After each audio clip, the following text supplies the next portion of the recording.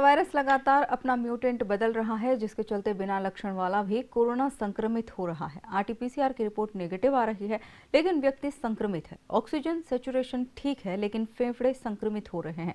इन सबसे बढ़कर व्हाट्सएप के डॉक्टर्स द्वारा दी जा रही सलाह से मरीजों की जान पर बन रही है। इन सभी ज्वलंत मुद्दों पर हमारे संवाददाता प्रवीण सावंत ने शहर के ख्यात चेस्ट फिजिशियन डॉक्टर दीपक बंसल से विशेष चर्चा की।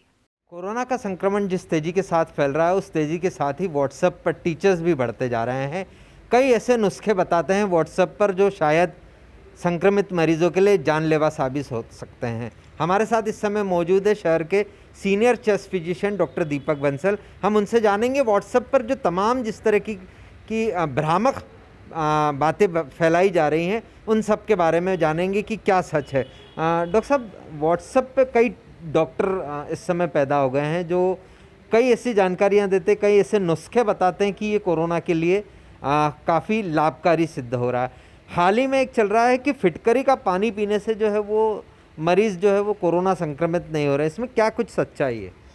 देखिए, फिटकरी जो है वो बहुत समय से हमारे देश में यूज़ होती है, बेसिकली पानी को फ़िल्टर करने के लिए। मतलब जब भी हमारे पानी में कुछ इम्प्योरिटीज़ रहती हैं, अगर हम फिटकरी को पानी में घुमा देते हैं तो वो इम्प्योरिटीज़ जो है वो सेटल हो जाती है, लेकिन उसका कोरोना से कोई संबंध नहीं है। डेफिनेटली फिटकरी का घुमाने से पानी प्यूरीफाई होता है, लेकिन उसका कोरोना ठीक या नहीं ठीक होने से कोई भी संबंध नहीं है। मतलब ये जितनी इस तरह की बातें चल रही, कई ऐसे लोगों ने अपने बयान दिए कि फिटकरी का पानी पीने के बाद से हमारे घर में कोई भी संक्रमित नहीं हुआ। तो ये ज़रूर हो सकता है कि वो प्योर पानी पी के ज़रूर उनको कुछ लाभ हुआ हो। जी, आप बिल्कुल सही बोल रहे हैं। जो फूड बॉर्न डिजीज़ेस हैं, जो ओरल इंटेक से या गंदा खाने पीने से होती है, वो डेफिनेटली उससे रुक सकती हैं। लेकिन कोरोना जो है वो एक एयर बॉर्न डिजीज़ है, मतलब वो एक संक्रामक है जो एक मरीज़ से दूसरे मरीज़ के अंदर हवा के रास्ते फैलता है। उसमें फिटकरी का पानी पीने या नहीं पीने से कोई भी लाभ नहीं होगा। इस समय एक और व्हाट्सएप पर बड़ा वायरल हो रहा है वीडियो। एक बुज़ुर्ग डॉक्टर हैं, वो लगातार बताते हैं कि ऑक्सीमीटर जो है वो सही आपको माप नहीं देता। अगर आप घर में ले रहे हैं और 5 दिनों तक वही देख रहे हैं तो भ्रम की स्थिति हो सकती है। वो अचानक आपका जब बढ़ जाएगा संक्रमण चेस्ट में और वो फिर दिखाना चालू करेगा। तो क्या ऑक्सीमीटर का यूज़ किस तरह से होना चाहिए, कैसे होना चाहिए, इस पर क्या कहेंगे?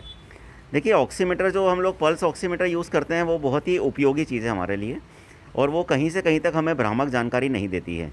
ये सत्य है कि ये चाइनीज़ मशीन्स हैं जो छोटे छोटे पोर्टेबल पल्स ऑक्सीमीटर्स हैं, उनका बहुत अच्छा कैलिब्रेशन या बहुत अच्छा क्वालिटी कंट्रोल नहीं है मार्केट में।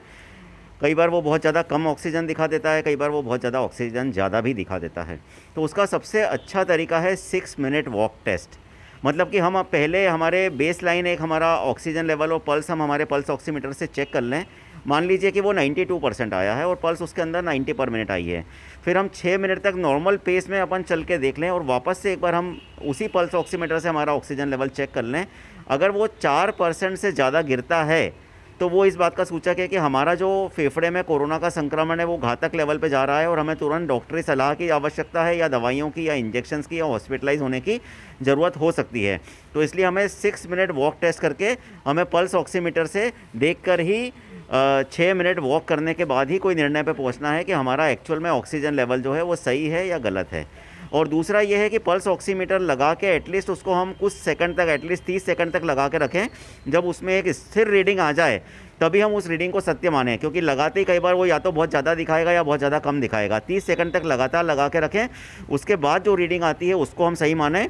और तीसरा, हम हमारे पल्स ऑक्सीमीटर में जो बैटरी होती है, जो सेल होते हैं, वो हमेशा उसका लेवल हम देखें। एक प्रॉपर सेल, अच्छी मात्रा में एक नया सेल अच्छी कंपनी का होना चाहिए, क्योंकि कम अगर उसमें बैटरी रही तो भी वो भ्रामक जानकारी हमें देता है। तो ये बिल्कुल सही बात, जो सटीक जानकारी है कि अगर सेल प्रॉपर नहीं होगा तो वो भी गलत दे सकता है। लेकिन डॉक्टर साहब, इस समय हम जब देख रहे हैं, पिछले बार का जो मार्च में आया था पिछले बार संक्रमण, और इस बार के संक्रमण में काफ़ी हम अंतर देख रहे हैं।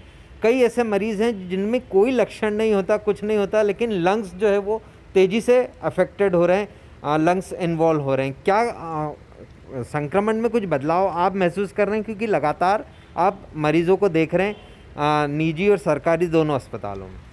देखिए, अभी जो वायरस का, कोविड का स्ट्रेन चल रहा है वो डेफिनेटली बहुत ज़्यादा वायरुलेंट है, बहुत ज़्यादा घातक है। उसने कुछ ऐसे बदलाव किए अपने स्ट्रक्चर में वायरस ने, जिसकी वजह से संक्रमण तेज़ी से बढ़ रहा है। फाइब्रोसिस, जो लंग्स की सिकुड़न है, वो मरीजों में बहुत तेज़ी से बढ़ रही है।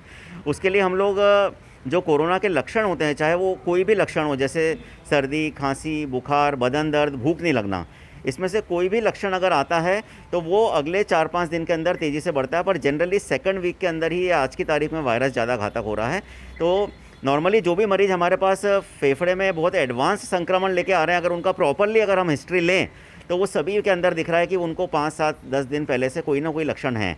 तो लक्षण मैं फिर दोहराऊंगा कि किसी को भी अगर बदन दर्द है, बुखार है, भूख नहीं लग रही है, सर्दी है, खांसी है, इस तरह के कोई भी लक्षण है तो वो तुरंत डॉक्टरी परामर्श लें। अपना जो सी रिएक्टिव प्रोटीन का लेवल है वो चेक कराते रहें, अपना पल्स ऑक्सीमीटर से ऑक्सीजन देखें, थर्मोमीटर को मुंह में डाल के ओरल टेम्परेचर देखें। ये सारे जो पैमाने हैं वो अपने लिए बड़े महत्वपूर्ण हैं। मैं फिर दोहराऊंगा कि ओरल टेम्परेचर, पल्स ऑक्सीमेट्री से अपना ऑक्सीजन लेवल और ब्लड में एक सी रिएक्टिव प्रोटीन की जांच, ये हमें समय रहते हमारी बीमारी की जो गंभीरता है उसका लेवल बता देते हैं, न कि सीटी स्कैन। आज की तारीख में इंदौर में हर आदमी हर तीसरे दिन सीटी स्कैन करा रहा है। जब उसका सीटी स्कैन का लेवल बढ़ जाता है तो फिर वो परेशान होता है, घूमता है, मुझे रेमडेसिविर लगा दो, मुझे अस्पताल में बेड दिलवा दो। ऐसा नहीं है, सीटी स्कैन हमें सही जानकारी नहीं देता है। हमारे कई एसिम्प्टोमेटिक मरीज है जिनके सीटी स्कैन में 12/25, 14/25 लीजन है, वो नॉर्मली आपको दिखाई देंगे। किसी को भी कोरोना हुआ है तो उसका शुरू में सीटी स्कैन में चलो हो सकता है 3/25 हो, फिर 5/25 आए, फिर 15/25 आए। वो सही जानकारी नहीं देता है। सही जानकारी मिलेगी पल्स ऑक्सीमेट्री से, अपने लक्षणों से, अपने बुखार से और अपना सी रिएक्टिव प्रोटीन के लेवल से। और सीटी स्कैन तभी कराना जब अपना डॉक्टर अपने को एडवाइस करे, न कि अपन हर तीसरे दिन जाके लेवल चेक करते रहें, क्योंकि एक बार जो शेडो आ जाती है सीटी स्कैन में वो 3 महीने तक वैसी ही दिखाई देती है। हर आदमी चाहता है कि मैं 14/25 पे भर्ती हुआ हूँ तो मेरा डिस्चार्ज के टाइम पे सीटी स्कैन में जो लेवल है वो कम आ जाए। नहीं आएगा, 3 महीने तक वैसा ही दिखाई देगा। तो आपको ज़्यादा ज़रूरत है कि अपने क्लिनिकल लक्षणों पे और अपने डॉक्टर के निर्देशन पे, मार्गदर्शन पे आप निर्भर रहें, न कि सीटी स्कैन पे। डॉक्टर साहब, जिस तरीके से हम अपनी सांस, आती जाती सांस को पल्स ऑक्सीमीटर से जांच सकते, क्या कोई ऐसा घरेलू तरीका भी है जिससे हम ये पता कर सकें कि हमारे संक्रमण में कहीं ना कहीं फेफड़ों में संक्रमण धीरे धीरे फैल रहा है? कोई ऐसा तरीका है? देखिए, इसके लिए सबसे इंपॉर्टेंट बेड साइड टेस्ट है, वो तो होता है ब्रेथ होल्डिंग। ब्रेथ होल्डिंग मतलब हम एक लंबा गहरा सांस खींचें और अपनी सांस को रोक के रखें। आपने पहले भी सब लोगों ने ऐसा करा ही होगा। आप ये देखें कि अगर बहुत लंबा गहरा सांस खींच के अगर हम सांस को रोक के रखते हैं और अगर हमें कोई खांसी नहीं आती है, मतलब हमारे फेफड़े में संक्रमण का लेवल ज़्यादा नहीं है। और दूसरा है single breath count. Single breath count मतलब एक सांस में अपन कितनी देर तक गिनती गिन लेते हैं। नॉर्मली 30, 40, 50, 60 तक हर कोई आदमी गिन सकता है एक सांस में। अगर वो नहीं गिन पा रहा है तो मतलब कहीं ना कहीं फेफड़े में प्रॉब्लम है और उसको डॉक्टरी परामर्श की आवश्यकता है। ये महत्वपूर्ण जानकारी आपने जो घरेलू तरीके से दी। लेकिन डॉक्टर साहब, अभी जो एक देखने में आ रहा है, जिस तरीके से कहा आपने, RT-PCR रिपोर्ट नेगेटिव आ रही है, रैपिड टेस्ट जो है वो पॉजिटिव आ रहा है, ऐसे में किस पर विश्वास किया जाए? देखिए, हमें सबसे इम्पॉर्टेंट है हमारा क्लिनिकल जजमेंट। क्लिनिकल जजमेंट मतलब आज की तारीख में किसी को भी अगर सर्दी, खांसी, जुकाम, बुखार है तो उसको हमें मान लेना पड़ेगा कि ये कोविड है। अगर रैपिड टेस्ट पॉजिटिव है, RT-PCR नेगेटिव है तो भी उसको कोविड मानेंगे। अगर रैपिड टेस्ट नेगेटिव है, RT-PCR पॉजिटिव है तो भी उसको हम कोविड मानेंगे। और अगर रैपिड टेस्ट नेगेटिव है, RT-PCR नेगेटिव है लेकिन लक्षण है और हमारे डॉक्टर को लग रहा है कि हमें कोविड है तो भी हम उसको कोविड मानेंगे। वायरस ने अपने स्ट्रेन में बदलाव किया है, 30% लोग कोविड होते हुए भी नेगेटिव पाए जा रहे हैं। तो इससे सबसे बेहतर क्या उपचार हो सकते हैं और कब से हमें इसको लक्षण जब हमें लगते हैं तो क्या क्या उपचार हमें घर पर प्रारंभ कर देना चाहिए? देखिए, इमीडिएटली जैसे ही हमें लक्षण आते हैं वैसे ही हम लोग घर पे सबसे पहले जो हमारी नेचुरल विटामिन्स वगैरह रहते हैं, विटामिन सी है, जिंक है, वो हम चालू कर सकते हैं। जो रूटीन एंटीबायोटिक्स हैं जैसे एजिथ्रोमाइसिन है वो हम चालू कर सकते हैं।